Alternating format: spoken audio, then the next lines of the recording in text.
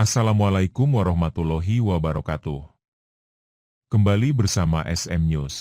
Tel Aviv di balik konflik Sudan.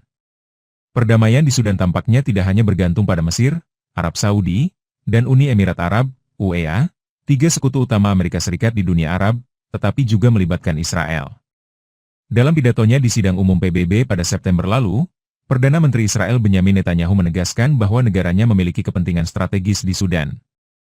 Dalam pidatonya, Netanyahu menampilkan dua peta berjudul Kutukan dan Berkat. Negara-negara yang dianggap musuh Israel seperti Iran, Irak, Lebanon, Suriah, dan kelompok Houthi di Yaman diberi warna hitam. Sementara negara-negara sahabat ditandai hijau, termasuk Mesir, Arab Saudi, Emirat Arab, dan Sudan. Tak lama kemudian, jurnalis Israel Jonathan Liss melaporkan bahwa Israel tengah mempertimbangkan opsi pengasingan sejumlah pemimpin Hamas di Sudan sebagai bagian dari rencana mengakhiri perang di Gaza. Hamas membantah kabar tersebut, menegaskan pemimpinnya Yahya Sinwar lebih memilih bertahan di Gaza. Militer Sudan, Sudanese Armed Forces SAF, juga membantah laporan itu. Meski belum ada kejelasan, perhatian Israel terhadap Sudan menunjukkan semakin kuatnya keterkaitan antara konflik internal Sudan dan dinamika politik Timur Tengah. Dari Abraham Accords hingga Perang Saudara.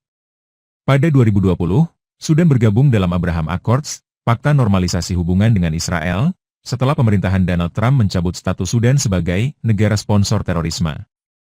Kepala Dewan Kedaulatan Sudan Jenderal Abdel Fattah al-Burhan sempat bertemu Netanyahu di Uganda dalam pertemuan yang dimediasi Presiden Emirat Arab, Mohammed bin Zayed, MBZ.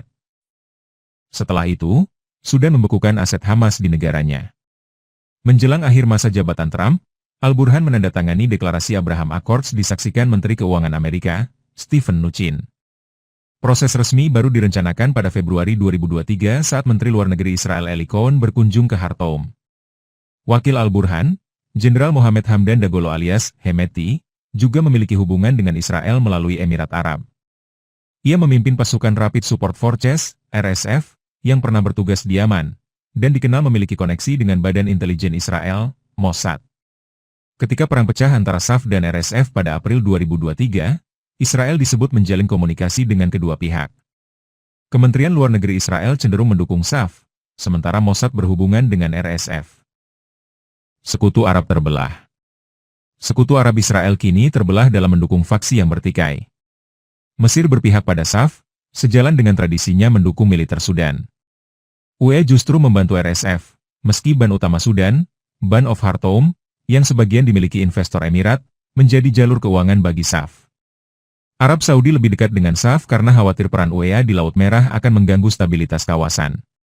Selama 18 bulan perang berlangsung, berbagai upaya mediasi oleh Amerika, Arab Saudi, Mesir, dan negara-negara Afrika belum membuahkan hasil.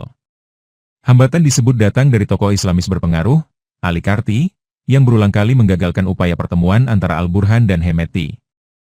Washington telah menjatuhkan sanksi terhadap Karti atas tuduhan menghalangi gencatan senjata. Bayang-bayang Hamas dan geopolitik regional. Hubungan antara kelompok Islamis Sudan dan Hamas berakar sejak awal 1990-an. Hamas saat itu menjadi anggota populer Arab and Islamic Congress di Khartoum serta membangun jaringan bisnis dan pelatihan di sana. Namun kerjasama itu menurun sejak 2014 di bawah tekanan Arab Saudi. Kini Mesir dan Saudi menilai kelompok Islamis Sudan tidak lagi menjadi ancaman besar, sementara UEA tetap bersikap keras terhadap mereka. Perbedaan pandangan ini membuat kesepakatan regional semakin sulit tercapai. Menteri Luar Negeri Amerika Antony Blinken dinilai belum memberi perhatian serius terhadap konflik Sudan. Utusan khusus Amerika, Tom Perelio, disebut tidak memiliki dukungan politik cukup untuk memimpin proses perdamaian.